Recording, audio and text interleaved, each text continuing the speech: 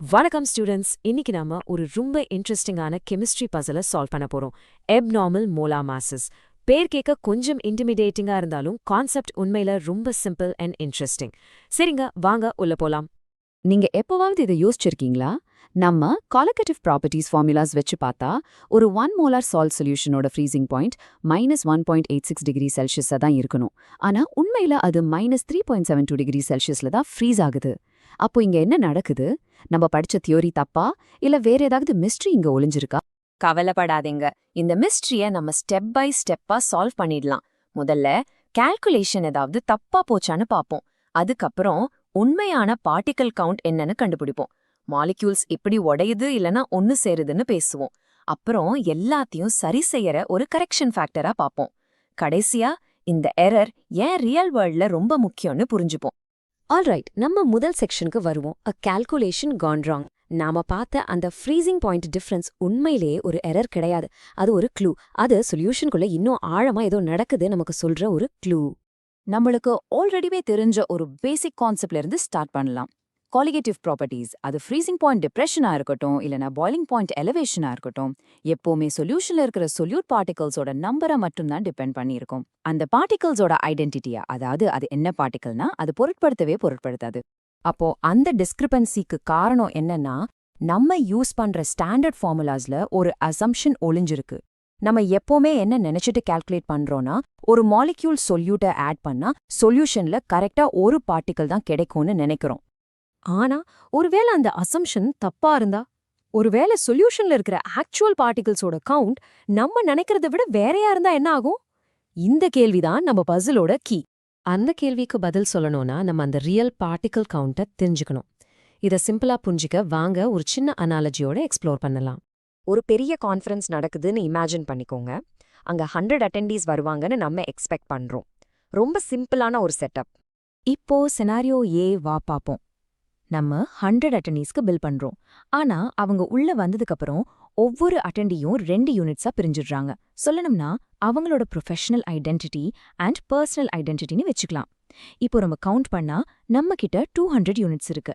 இந்த மாதிரி பிரியறதுக்கு பேரு தான் டிஸ்சோசியேஷன். சரி, இப்போ சினாரியோ பீல என்ன ஆகுதுன்னு பாப்போம்.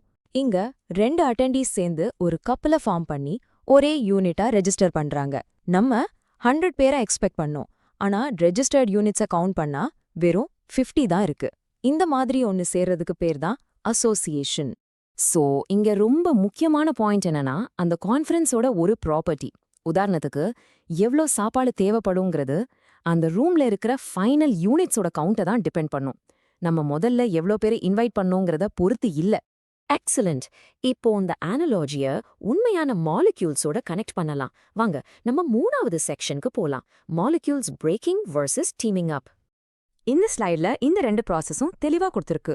டிசோசியேஷன்ல NaCl மாதிரி ஒரே ஒரு மாலிக்யூல் உடைஞ்சு பல அயான்ஸா மாறும். இதனால பார்ட்டிகல் கவுண்ட் அதிகமாகும். அதனால நம்ம கால்குலேட் பண்ற மோலார் மாஸ் குறைஞ்ச மாதிரி தெரியும். அசோசியேஷன்ல 2 அசிட்டிக் ஆசிட் மாலிக்யூல்ஸ் சேர்ந்து ஒரு டைமரா ஃபார்ம் பண்ற மாதிரி பல மாலிக்யூல்ஸ் ஒன்னு சேர்ந்து ஒரு பெரிய பார்ட்டிகலா மாறும். இதனால பார்ட்டிகல் கவுண்ட் குறையும். அதனால நம்ம கால்குலேட் பண்ற மோலார் மாஸ் அதிகமான மாதிரி தெரியும். வாங்க டிசோசியேஷனை ஆக்ஷன்ல பாப்போம். ஒரு சாலிட் NaCl கிறிஸ்டல் தண்ணிக்குள்ள போகுது.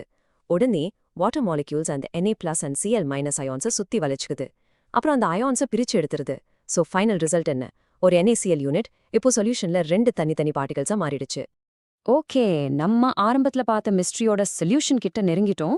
இது நம்ம 4வது செக்ஷனுக்கு கொண்டு போகுது. தி கரெக்ஷன் ஃபேக்டர். நம்ம கதையோட ஹீரோவை இன்ட்ரடியூஸ் பண்ற நேரம் வந்துருச்சு. தி வான் ஹாஃப் ஃபேக்டர். அதை I லெட்டர்ல ரெப்ரசென்ட் பண்றோம். அப்போ என்னது வான் ஹாஃப் ஃபேக்டர்? இது ஒரு ரொம்ப சிம்பிளான ரேஷியோ. ஒரு சொல்யூட்டை நம்ம டிசால்வ் பண்ணும்போது உண்மையில அது எவ்ளோ பார்ட்டிகல்ஸா ஃபார்ம் பண்ணுதுங்கிறத அதோட ஃபார்முலா யூனிட்டோட கம்பேர் பண்ணி சொல்றது தான் இது. பேசிக்கலி இதுதான் நம்ம கால்குலேஷன்ஸை சரி செய்யற அந்த கரெக்ஷன் ஃபேக்டர். இந்த சார்ட்டை பார்த்தா இன்னும் தெளிவா புரியும். குளுக்கோஸ்க்கு I = 1, ஏன்னா அது உடையவும் இல்ல ஒன்னு சேருவும் இல்ல. So no change. NaClக்கு I = 2, ஏன்னா அது ஒரு Na+ அண்ட் ஒரு Cl- அயோனா பிரியுது. அதனால கொலிகேட்டிவ் ப்ராப்பர்ட்டியோட எஃபெக்ட் டபுள் ஆகுது. ஆனா கால்சியம் குளோரைடுக்கு I = 3, ஏன்னா அது ஒரு Ca2+ அண்ட் 2 Cl- அயான்ஸா பிரிஞ்சு 3 பார்ட்டிகல்ஸா மாறுது. சோ எஃபெக்ட் ட்ரிபிள்ஸ் ஆகுது. இப்போ பாருங்க, நம்ம ஃபார்முலா கரெக்ட் ஆயிடுச்சு. புது formula delta TF is equal to I into KF into M. இந்த ஐ ஃபேக்டர் தான் ஏன் NaClோட ஃப்ரீசிங் பாயிண்ட் டிப்ரெஷன் நம்ம முதல்ல ப்ரிடிக்ட் பண்ணதை விட டபுளா இருக்குன்னு பெர்ஃபெக்ட்டா எக்ஸ்பிளைன் பண்ணுது. Mystery solve. ஸோ நம்ம கிளாஸ் ரூம் மிஸ்ட்ரியை சால்வ் பண்ணிட்டோம். ஆனா இந்த எரர் உண்மையிலே ரியல் வேர்ல்ட்ல முக்கியமா? பதில் ஒரு பெரிய எஸ். இது நம்ம கடைசி செக்ஷனுக்கு கொண்டு வருது. why this error matters. இது வெறும் டெஸ்ட்ல நல்ல மார்க் வாங்குறதுக்கு மட்டும் இல்ல, இதுக்கு பெரிய ரியல் வேர்ல்ட் இம்பாக்ட் இருக்கும். நம்ம ரத்தத்தோட டார்கெட் ஆஸ்மோலாரிட்டி, அதாவது ரத்தத்துல கரைஞ்சிருக்கிற எல்லா பார்ட்டிகிள்ஸோட டோட்டல் கான்சென்ட்ரேஷன் சுமார் 300 மில்லி ஆஸ்மோல்ஸ் per liter. இது நம்ம உடம்புக்கு ரொம்ப ரொம்ப கிரிட்டிக்கலான ஒரு நம்பர். ஸோ ஒரு பாதுகாப்பான ஐவி ட்ரிப், அதாவது 0.9% செலின் சொல்யூஷன் ப்ரிப்பேர் பண்ணும்போது டாக்டர்ஸ் கண்டிப்பா வேண்ட் ஹாஃப் ஃபேக்டரை யூஸ் பண்ணணும். NaClக்கு அது 2. அதை யூஸ் பண்ணி தான் கரெக்டான ஆஸ்மோட்டிக் ப்ரெஷரை கால்குலேட் பண்ணி நம்ம ரத்தத்தோட ஆஸ்மோலாரிட்டிக்கு பர்ஃபெக்டா மேட்ச் பண்ணுவாங்க. பேஷண்டோட பாதுகாப்புக்கு இது அப்சல்யூட்லி கிரிட்டிக்கல். ஸோ ரொம்ப முக்கியமான பாயிண்ட் இந்த கோட்டை சொல்றது தான். The abnormal result isn't an error. It's a clue that reveals the true state of the solute in the solution. அந்த அப்நார்மல் ரிசல்ட் ஒரு தப்பு கிடையாது, அது சொல்யூஷனுக்குள்ள உண்மையில என்ன நடக்குதுன்னு காட்டுற ஒரு ஆதாரம். சரிங்க, ஒரு சின்ன ரீகேப் பார்ப்போம். காலிகேட்டிவ் ப்ராப்பர்ட்டிஸ் எப்பவுமே ஃபைனல் பார்ட்டிகல் நம்பரை தான் டிபெண்ட் பண்ணும். டிசோசியேஷன் பார்ட்டிகல்ஸை அதிகமாக்கும், அதனால மோலா மாஸ் குறைஞ்ச மாதிரி தெரியும். அசோசியேஷன் பார்ட்டிகல்ஸை குறைக்கும், அதனால மோலா மாஸ் அதிகமான மாதிரி தெரியும்.